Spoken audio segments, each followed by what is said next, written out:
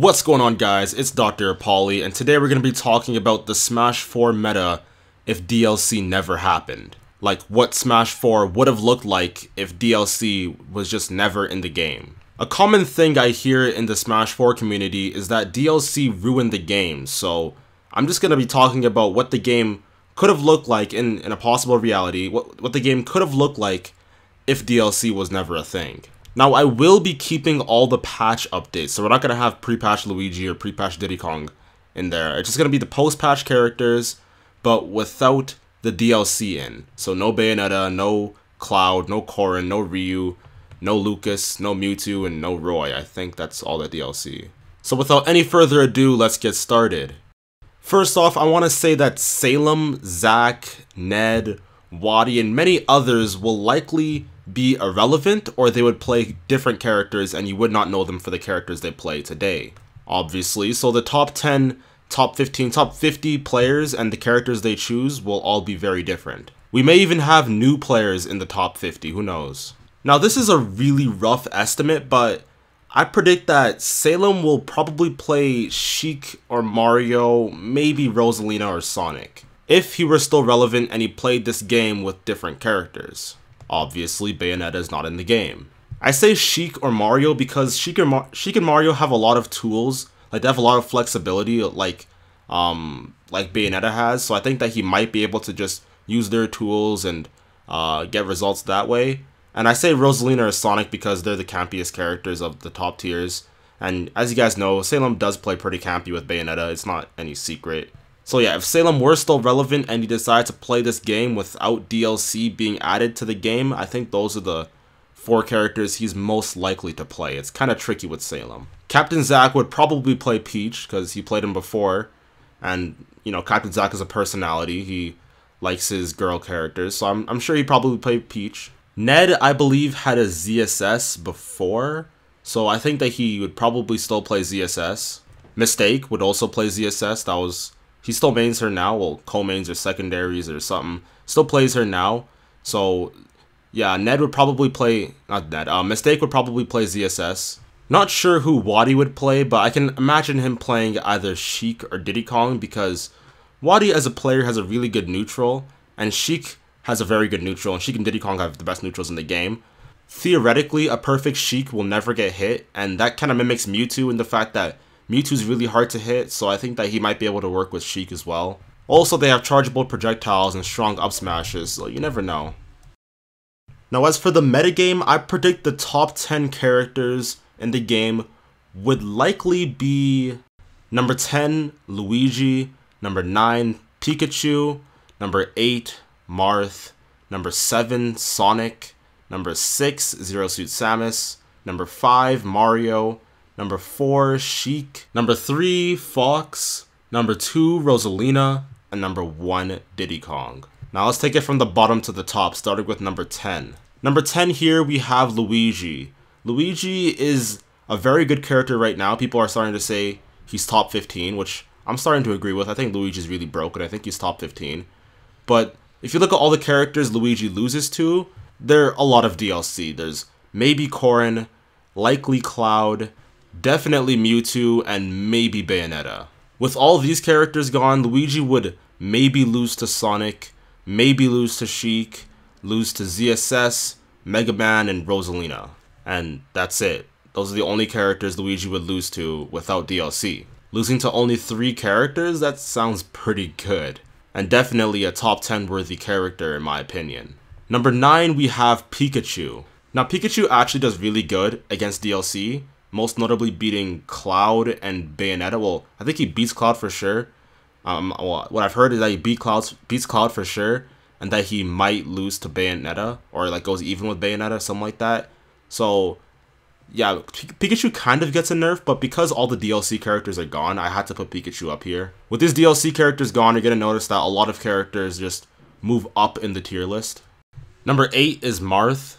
Marth is another one of those characters that's kind of like close to the top 10, but not quite there yet. He moves up a bunch of places because of DLC being gone. So yeah, Marth sits at 8.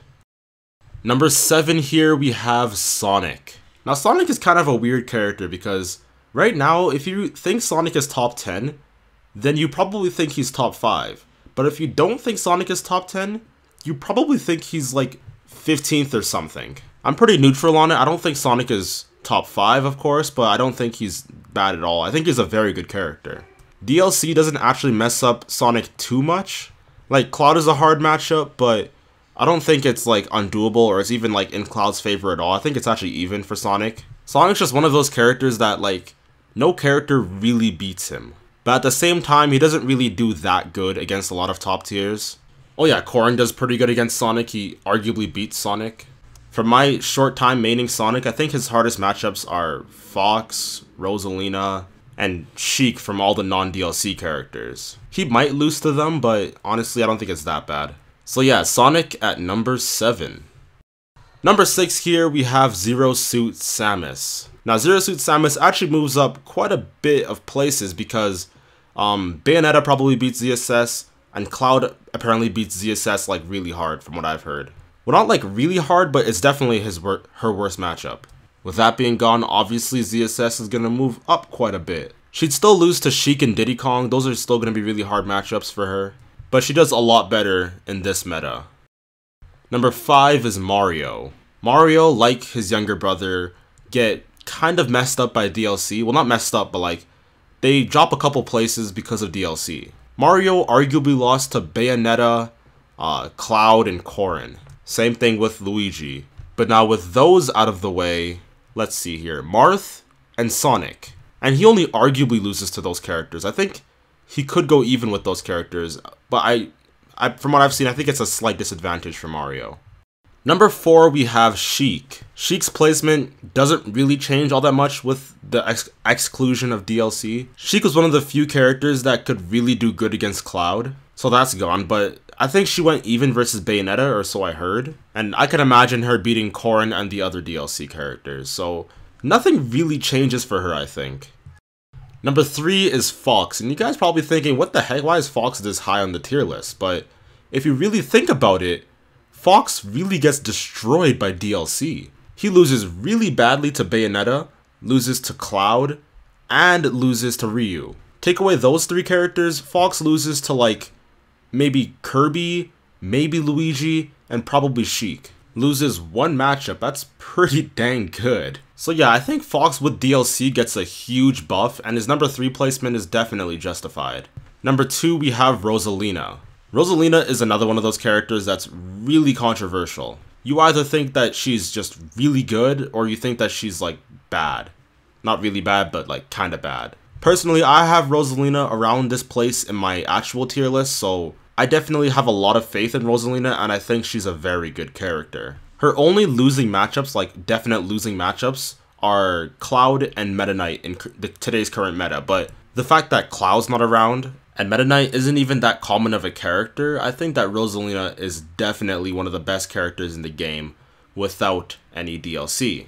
It's just the fact that Cloud is such a common character that drops her down on today's current tier list. But without that, broken. Could easily be the number 1 character in the game without that. And number 1, of course, we have Diddy Kong. Diddy Kong, widely regarded as the best character in the game aside from Cloud and Bayonetta. You guys already know the gist with Diddy Kong. He has a really good neutral. Banana helps him a lot, helps him control the pace, and helps him get a lot of follow-ups. The only character he loses to is arguably Luigi, and maybe Mega Man and Olimar from what I'm hearing. But those characters are so uncommon. Not really Luigi, but Mega Man and Olimar definitely aren't the most common characters. And it's not even like a hard counter like Meta Knight is for Rosalina. That's why I have Diddy Kong a tad bit above Rosalina, but I could see it going either way. With all that being said, thank you guys for watching. Like, comment, subscribe if you enjoyed the video. Tell me in the comments section below, what do you guys think the meta would look like if DLC just never existed? That'll be it for my video, and I'll see you guys in the next one. Alright, peace.